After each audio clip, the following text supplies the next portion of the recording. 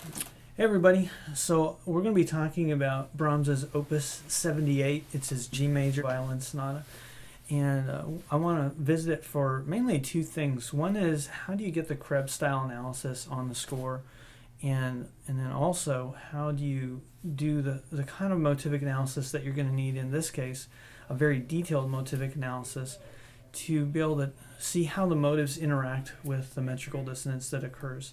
So look over here at the score, and we're going to start with that second thing, which is analyzing the motives. So in this case, a lot of people were doing something like this to grab the whole thing. I do the same thing. I like to get the things that I'm going to perform as a unit. And there's several of those. I'll call that one A1.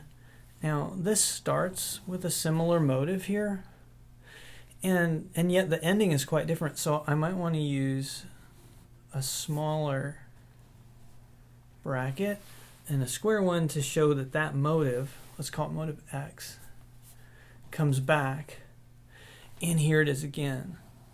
So let's mark those. You could say X1, X2, X3 if you want to keep track of which one is which, and that's fine. Now this one and this one, because they start with X, we might want to call them A's, but they're very different. So in this case, you might want to do something like this. So these two are quite similar. It's just a matter of sequencing this pattern up, and so you might use prime to help show that it's different.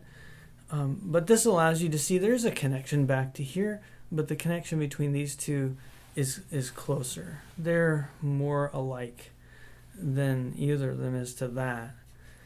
All right, then, so what I'm trying to get is how I'm going to perform it as a unit, and these clusters of notes definitely are kind of like one thing with a nice clean break, the rest providing the break there.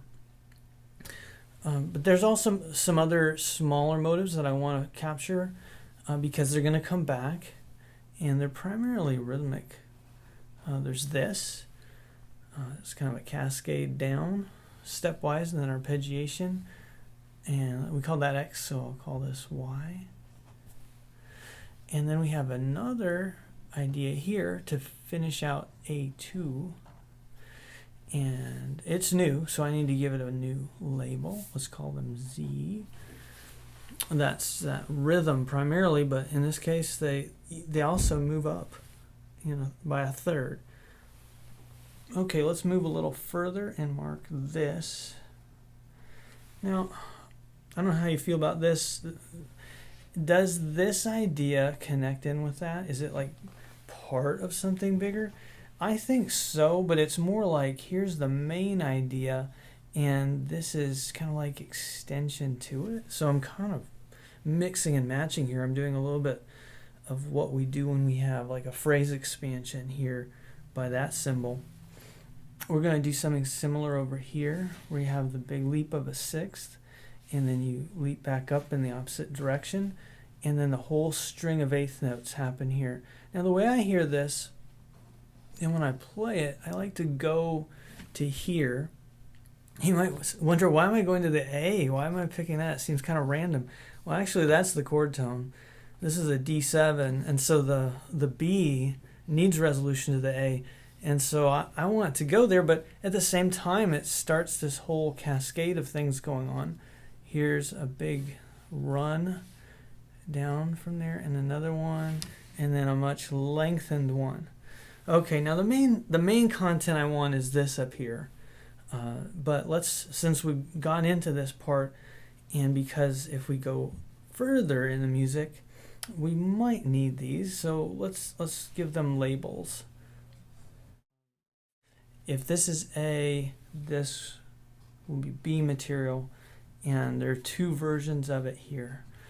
But I really want to focus on the motivic content up here and emphasize that rhythmic pattern, da, da, da, and how it comes back several times. That is it's motive X, but it's primarily a rhythmic motive, and it's going to come back with completely different pitches in our new theme that starts right here. So if we call this beginning part, if this is 1A, then this is going to be, supposed to be a 1 there, 1B, because it's so different. This is our main theme, but this is a secondary theme within the first theme group, because it does come right back to G. I know that this sounds like it's in another key.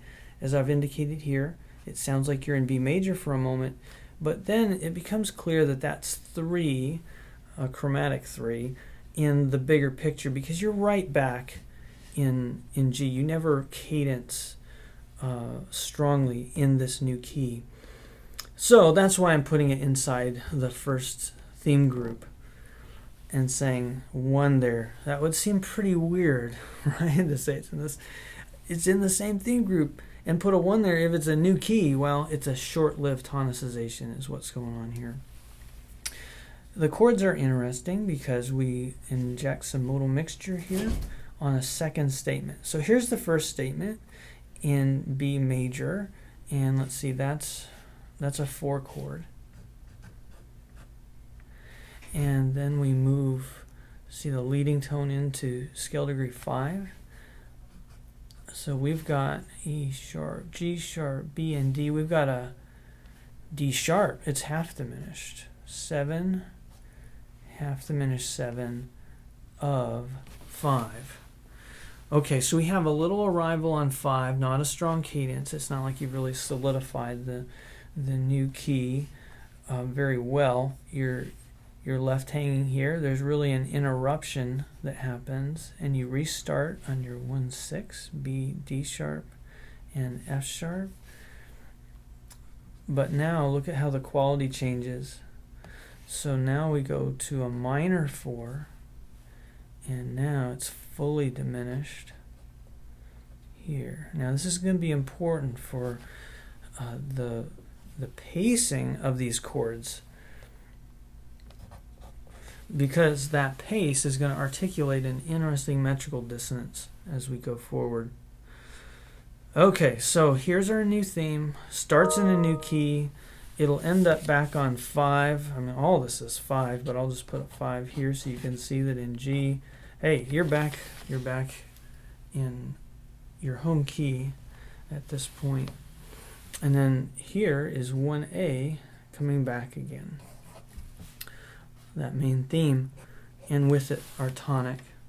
This will be the transition over here, and the transition is dependent. It depends for its opening on the opening theme, theme 1A.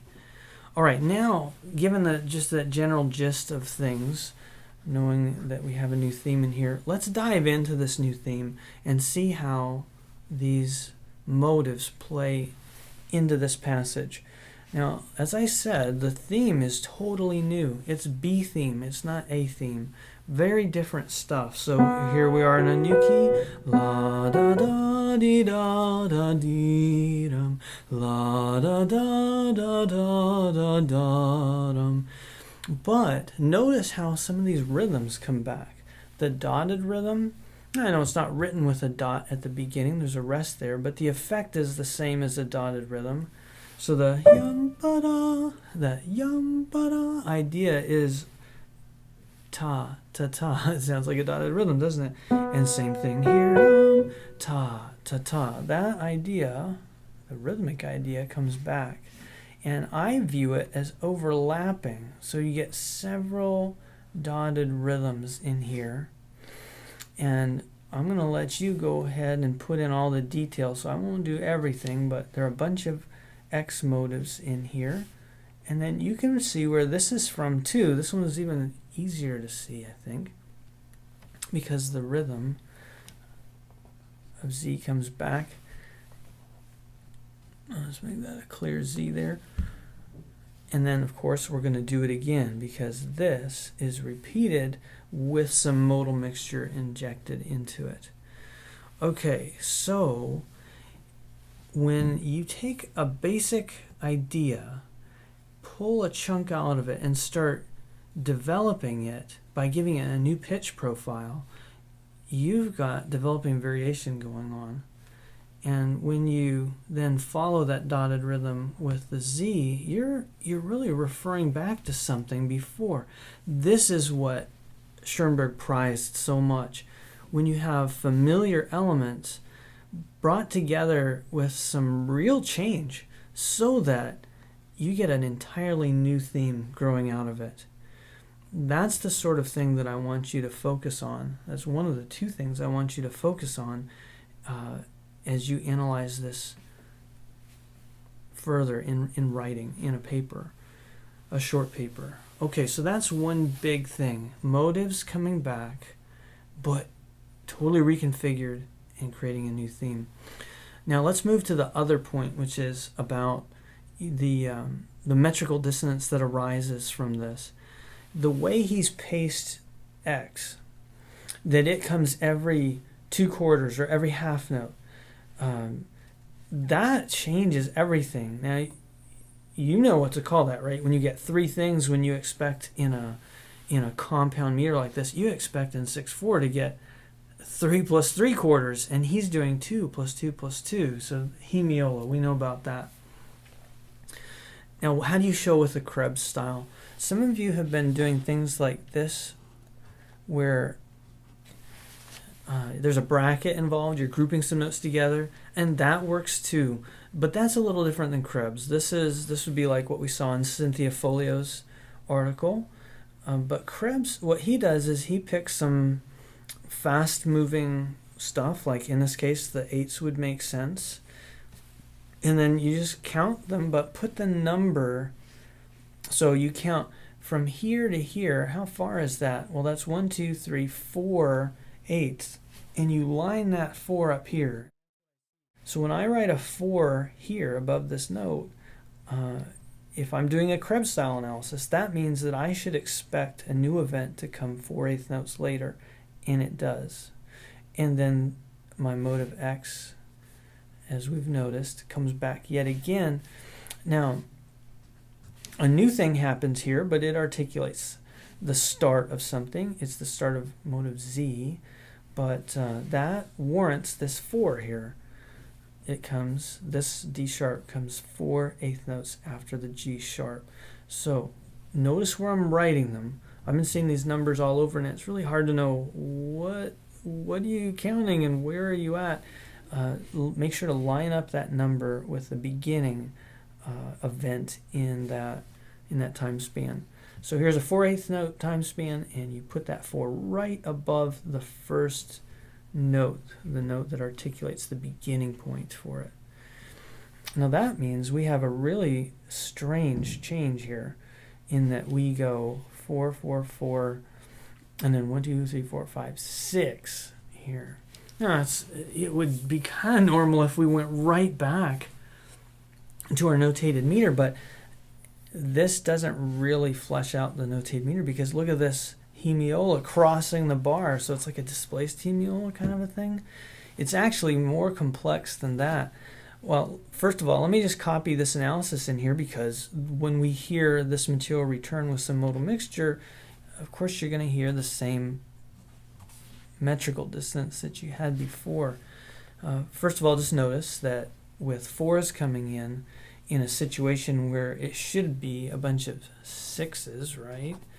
It should be that every measure divides out into 2 parts. But this breaks the pattern right here. This constant stream, there's nothing to really articulate the 6, but we keep it going and nothing disturbs it. But the 4s disturb it in a big way. So we've got da da da da da da da da da da da da da da da. 1, 2, 3, 4, 1, 2, 3, 4. That just disrupts everything. It's a grouping dissonance, and because some events are still marking 6s, the bass notes are coming there, the chord changes are coming here as marked by these 6s. It's not just something that happens in succession, it's direct dissonance. So this is direct grouping dissonance going on in this measure. But it gets really complicated when you realize that it's more like your measures have grown, and so that if we were going to rebar it, we'd need to bar there. This pattern returns here in the middle of a measure. It's kind of like, you know, the bottom bottom bottom bottom bottom bottom bottom bottom. You know that? Dave Brubeck. Okay, if you don't know that reference, that's not going to help you very much. But the way I hear that is, can you see me conduct? So it's 2 2 2 3 2 2 2 3. It's this weird warped out pattern, and that's happening here too. So we got this lam ba dum ba dum ba dee dum. So we're stretching here. So it'll be, if I'm going to conduct properly here, la dum ba da dum ba da dum lam ba dum ba dee dum. Crazy, right? I mean, it's just it's such a wild thing to have an irregular meter in the Romantic era. You know, this is really something else. Okay, and then what happens here is it sounds like we're going to do it again, right? This pattern seems to be coming back exactly, but something's missing. Right here, he jumps right back into this pattern. It's like he backtracks and discards the motive Z that used to happen as the fourth element here. So we get the dotted rhythm, the 4/4/4 that we've had before. But then he just regularizes it. He locks in with the notated bar lines by bringing this back again, reiterating. And so the chain of fours is unbroken. And they're going to just keep going in the violin for a long, long time. Okay, now that is crazy, because you're expecting these bar lines and you get something very different. This is your new measure, so to speak, in a new measure, and then order is restored. But that's striking. Now, I'd like to focus on that when we listen. I'm going to play a recording, but then I want you to also notice that, at least the way I hear it, this grouping in threes and threes, which is probably how your hand is going to play those things. You know, you're probably going to feel the motion of your hand doing this, and you as the performer might feel threes, but aurally, because this kind of goes, you can kind of hear 1, 2, 3, right? Because you got those D sharps happening. You feel the notated meter unbroken through this, despite what it might look like to your eyes. See if you agree with that. And then when you get here, though, the harmonic change is going to assert itself and fight against the notated meter. So in 6/4, we expect quarter, quarter, quarter, quarter, quarter, quarter, right? 3 and 3, if we're thinking of quarters. So when we have that feeling going on, where we're grouping like this, and then suddenly, in the midst of this, you jump in early, that is very striking. Because of the meter, then, I'm asserting we hear, kind of running out of room here, but 2 8s, 2 8s, 2 8s, 2 8s, and then, whoa, what? No, scratch that. 1 2 3, and then 1 2 3. And that just comes as kind of like an aberration, because again, you can hear the 2 2 2 that you had heard before undisturbed for a while, and then the crazy harmonic change here regroups things into 3 plus 3, and then you're back with your 2 2 2s. But he's gonna pick up that idea a little later and go wild with it. Look at how the outer parts here and here in the piano, they start to move in parallel. Those are all tenths, parallel tenths, and they are articulating 4 things per measure. It's this 3 taking over. 3 plus 3 plus 3 plus 3, and now they just take over. But they're completely at odds with the 4s that are going on up here. 4 and 4 and 4. The hemiola 4s are in the violin, and the 3s are going on in the piano. What a crazy grouping dissonance. It's direct grouping going on here. Very powerful. Okay, we got to listen to some of those things. The first thing I'd like you to try to do is conduct our normal 6 and 6, and then feel the way it goes crazy with the 1, 2, 3, 4, with the stretching going on in these spots. And then we're going to lock in. So this time I'd like you to just feel how the violin works and how it regroups things. Then we'll listen one more time, and I'd like you to focus on how this little blip of 3s becomes something with some continuity down here and fights against the notated meter and against the violin. Oops.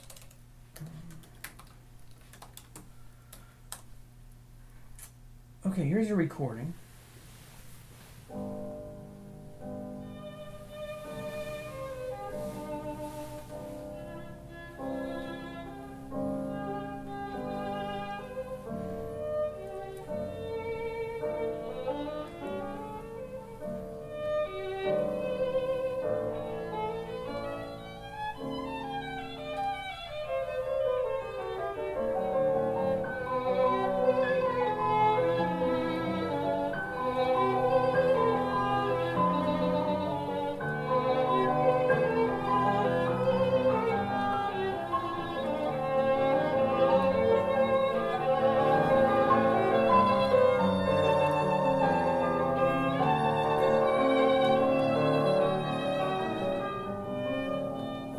These moments you're not quite sure what to do, but as you lock in, after hearing it the one time, you can kind of start to go, oh, okay, I get how that works.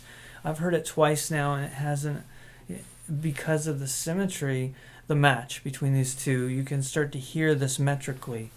As always, if you don't repeat it, it really isn't a metrical thing. It can be a rhythmic thing that sort of disrupts your experience of the music rhythmically, but it only qualifies as a metrical disruption, as a metrical dissonance, if you have some repetition. If it doesn't recur, it can't even qualify as metrical in the first place. Now I'd like you to switch your attention to, mainly if you listen to the upper notes in the piano and the bass, and harmonically too, so that you can feel this, but mainly the piano now. Experience how it works.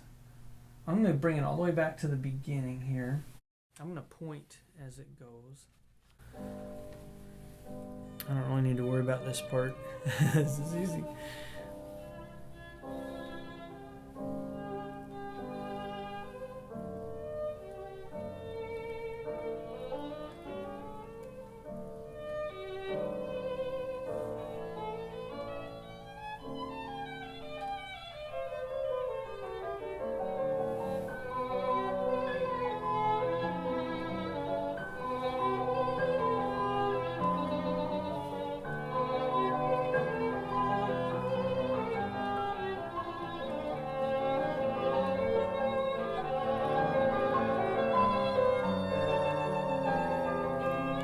There's one more too. Feel those. So the bass motion. There's one last bit. It's kind of like it sort of the energy flags here in this part, and you're just hanging out on D. But then he goes 5, 4, 3, 2, 1, and that articulates the threes one last time in a really convincing way. Depending on the performer, so sometimes the bass will get kind of lost in the shuffle, but here you can hear pretty clearly the walk down that serves as a link between this phrase and the beginning of the next. And I always feel that that's kind of right to start there, because you've got a hemiola here, and you have to supply the middle here, but if you do, you've got that 1, 2, 1, 2, 1, 2 pattern going on.